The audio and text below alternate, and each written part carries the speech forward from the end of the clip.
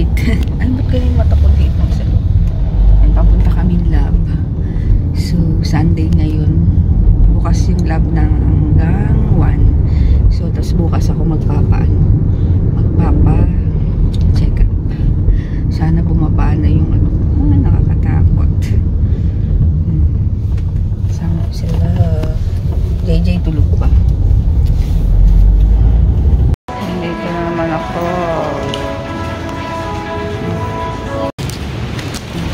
Tapos na ako. Ay, kabado na naman ako sa resulta. Sana bumaba. First light na.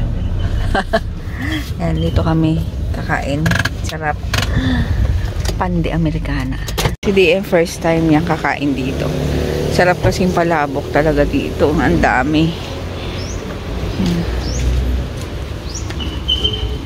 Sarap yung moringa. Cucumber. Mainit doon. Mainit doon. Amo, di. Storage tray ka. Ha! Saan dyan?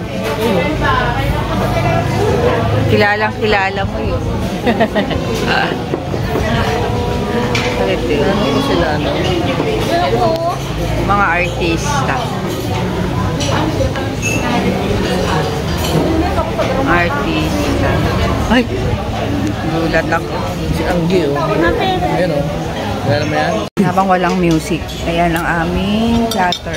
May tinapa, longganisa, corned beef, saka yan, egg.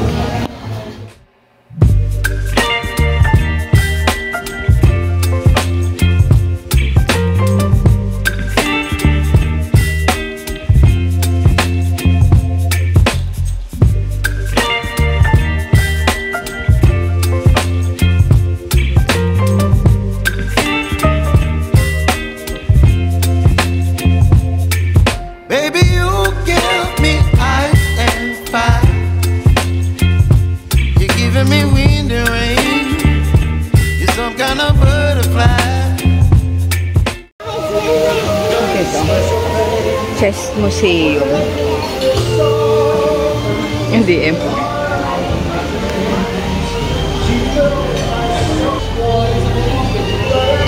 Picture daw siya doon. Laki ng mga ano. Baby, you give me midnight. You whip up my appetite. Don't leave me here high and dry. Oh, well, I don't wanna jinx it, baby, and twist myself at the spine. Don't wanna overthink it, baby. It's just twist your body and mine. Baby, you give me ice and fire. You're giving me wind and rain. You're some kind of butterfly. Baby, you give me midnight. You whip up my appetite. Don't leave me here high and dry. Oh, but I don't wanna jinx it, baby. Let's not get ahead of my time. Oh, but I don't wanna miss you, baby. So I stand up and speak my mind. Oh.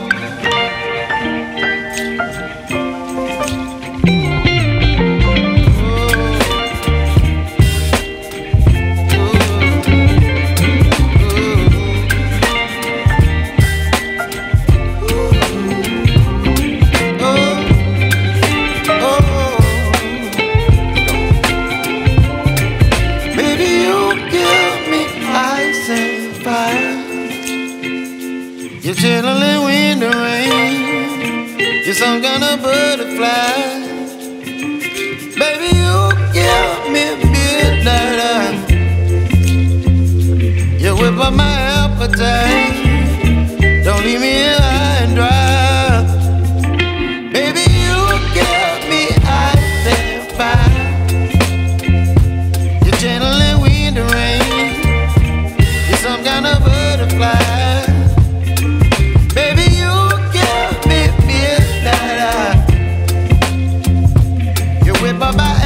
tight. Don't leave me here high and dry. Oh, oh, oh. Yan, uwi na kami. Busog. Busog. So, abangan ko yung aking resulta. Sana bumaba ang aking kuya.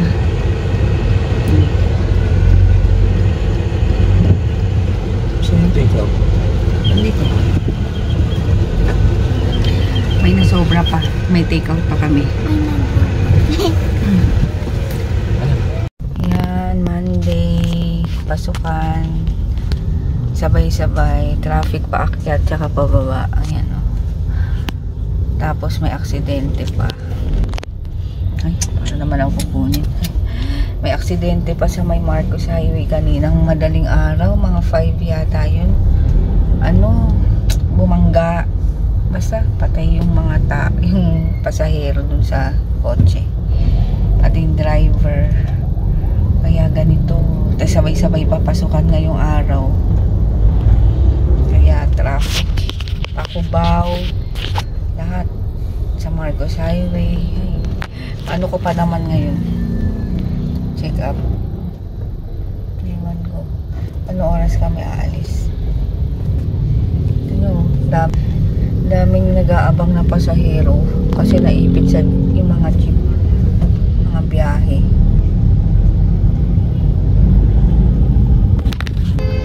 Yan si JJ na lang ang ihahatid, tapos si DM tapos na.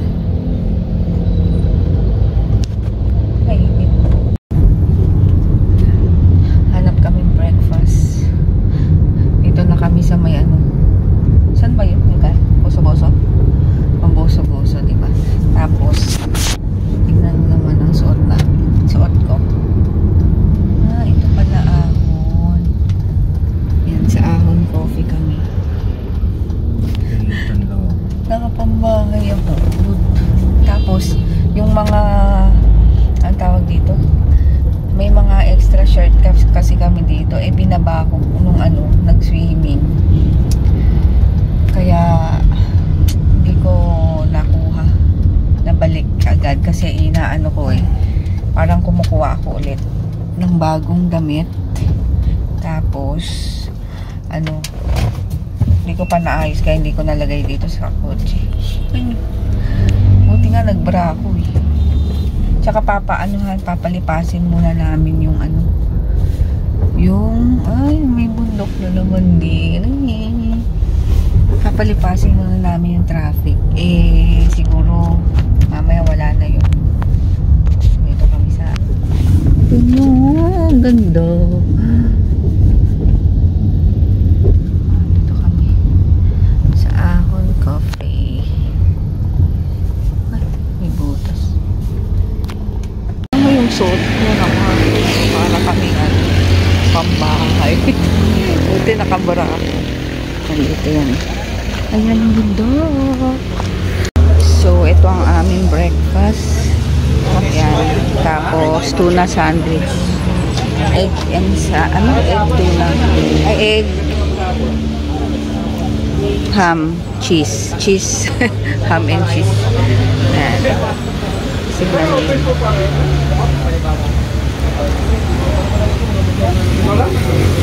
So, ayan pa. Alis na kami. Pero, nilipat kami sa Shell. Ay, naku, yung truck. Grabe naman itong truck na to. Grabe yung truck. Talagang mag-overtake. Grabe talaga. Ito.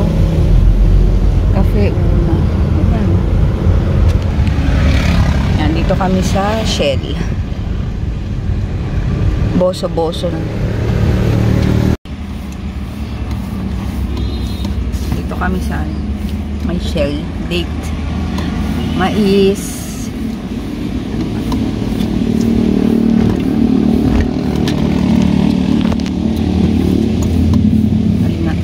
mo wala hindi pwede kasi nakaano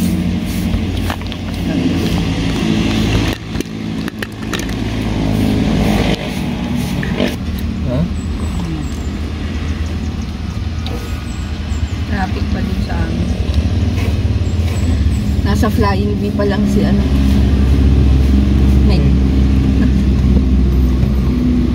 But, magtatain na kami mamaya kasi yung coffee tsaka mais. Talaga pag walang pera. Mais na. May pasabog to. Ito muna kami. Grabe. Ano to? Park. Diba? Traffic pa din daw. Traffic pa rin daw eh. Traffic pa din. Nasubukan mo na ba ang dark cheese sound bath sa sound? Ayun, dito na kami sa bahay. Grabe, sobrang traffic. Kaya doon na kami sa shortcut dumaan. Tapos, hindi ko alam kung ano yun. Tapos, ayun, yung aksidente sa Marcos Highway, grabe. As in, 4 AM plus ganun oras ang pangyayari. Tapos, mabilis yung ano mabilis yung kotse. Talagang umilalim dun sa truck. Patay yung mga pasahero. Grabe, kaya sobrang traffic. Ewan ko ba, kasi pag madaling araw dyan sa Marcos Highway, wala masyadong sasakyan. So, yung iba talagang mabilis talaga sila. Dati nga may racing pa dyan. Buti pinagbawal na. Ngayon, gano'n na naman. Kasi marami talagang namamatay sa gano'n. Nakakaloka. Ang babata pa nung mga 20 plus lang. Yung mga nasa kotse. Tapos nakalagay pa sa kalye. Hindi pa nila maayos yung kaya traffic pa rin. Kaloka. Nakakaawa yung magulang, no? Diba ang bata pa, tapos gano'n. Sobra.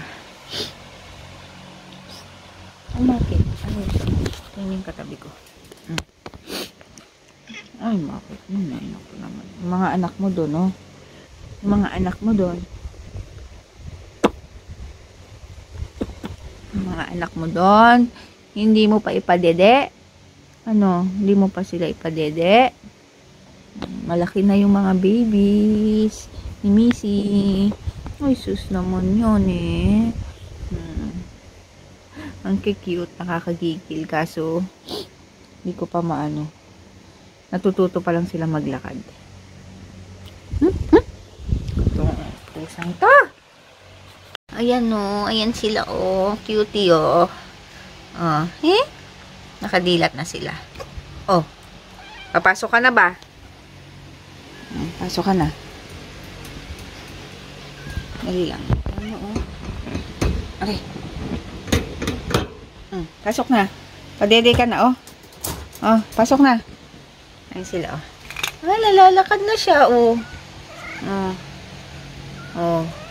Lalakad na.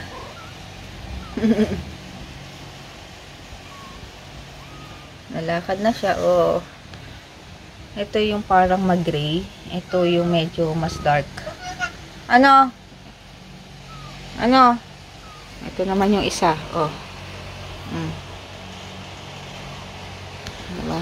Tatlong naming pusa. Gutom na sila, Missy. Pasok na doon. Dali na. Oh, gusto na magdede. Aray ko. Gusto na magdede. Ang cute nito, oh. Ay, hindi. Ito yung isa, dark. Meow. Tapos ito yung medyo malaki. Ayan, oh. Ayan, oh. Ayan, yan. Ay, ang cute. Ayan yung mag-gray ito. Ay, nakakagigil kayo. Ito namang nanay. Hindi pumasok. Dali na. Palitiin mo na. Dali nga, ipapasok ko. Nakausap ko siya. Huwag ka lalabas, ha. Hindi ka marunong umuwi. Tingnan mo. Kumandong.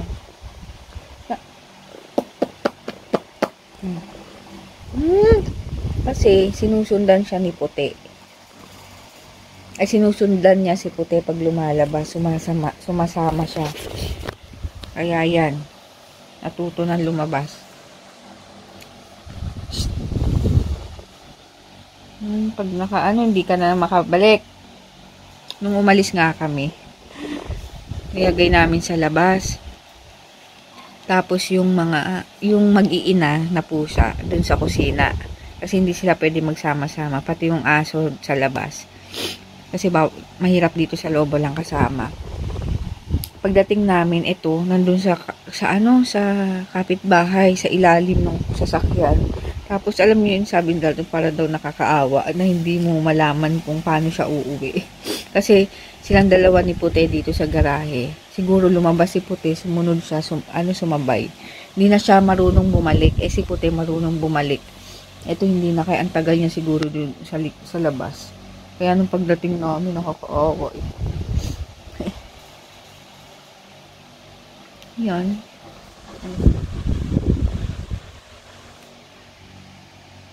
Ay, talaga naman, ang mga pusang ito.